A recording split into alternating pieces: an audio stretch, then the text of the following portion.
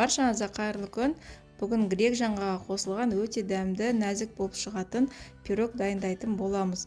Ол үшін ең алдымен бізге бөлме температурасында тұрған сары майымыздың үстіне қантымызды салып, жақсылап тұрып екеуін араластырамыз. Яғни сары майымыз бен қантымыз екеуі бірігуі керек. Араластырып болғаннан кейін үстіне жұмыртқамызды жарамыз. Яғни 2 дана жұмыртқамызды үстіне жарамыз. Жақсылап тұрып араластырамыз. Араластырып болғаннан кейін үстіне қаймағымызды саламыз.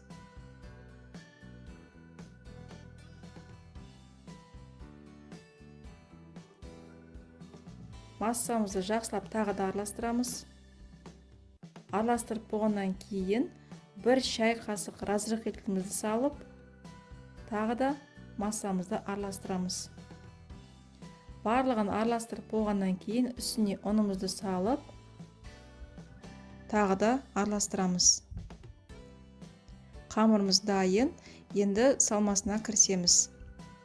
Бізге салмасына еріп тұрған сары майдың үстіне қантымызды салып, жақсылап араластырамыз.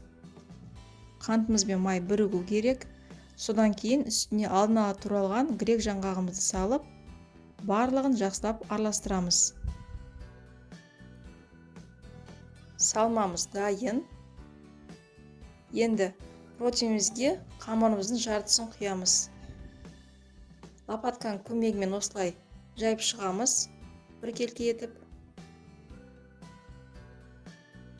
Салмамыздың тең жартысын үстіне салып шығамыз. Біркелкі етіп салуға тырысыңыздар. Салмамызды салып болғаннан кейін қамырымыздың қалған бөлігін үстіне саламыз.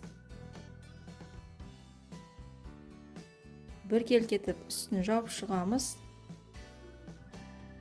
Кейіннен қалған салмамызды үстіне салып шығамыз.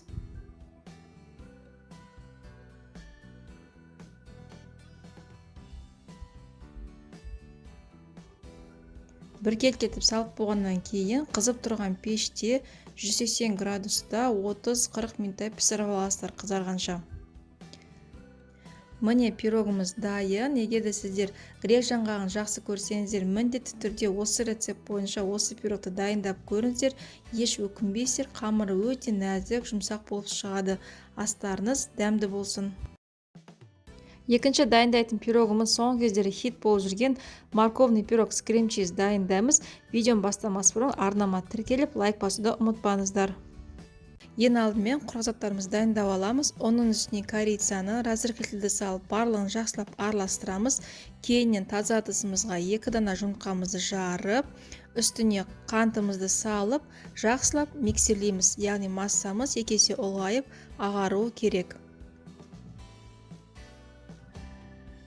Массамыз 2 есе ұлғайғаннан кейін үстіне сұйық майымызды құямыз. Ұнымыздың барлығын салып, лопатканың көмегімен жақсылап жоғарыдан төмен қарай араластырамыз.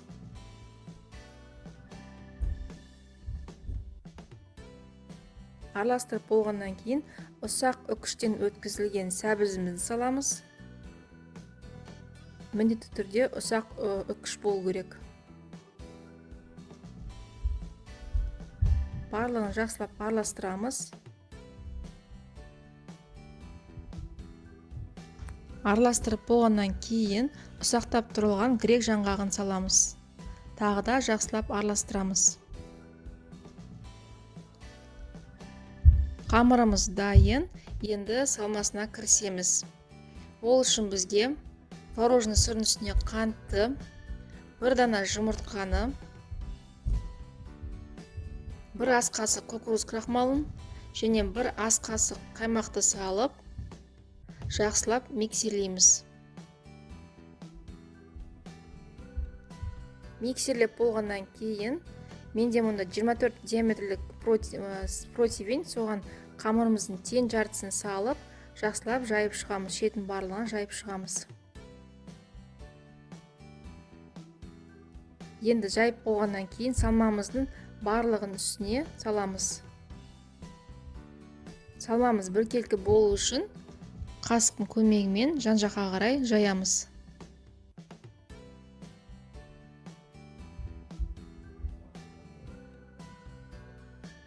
Жайып болғаннан кейін қамырымыздың екінші бөлігін үстіне саламыз.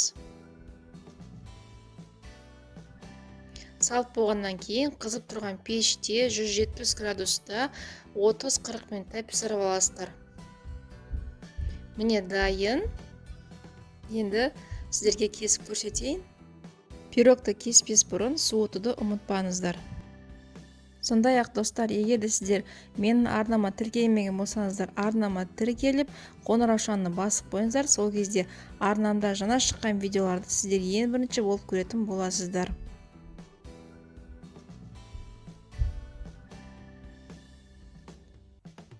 Міне пирогымыз осындай әдемі, керемет болып шықты. Сіздерге де осы рецепт бойынша дайындап көруге кеңес беремін.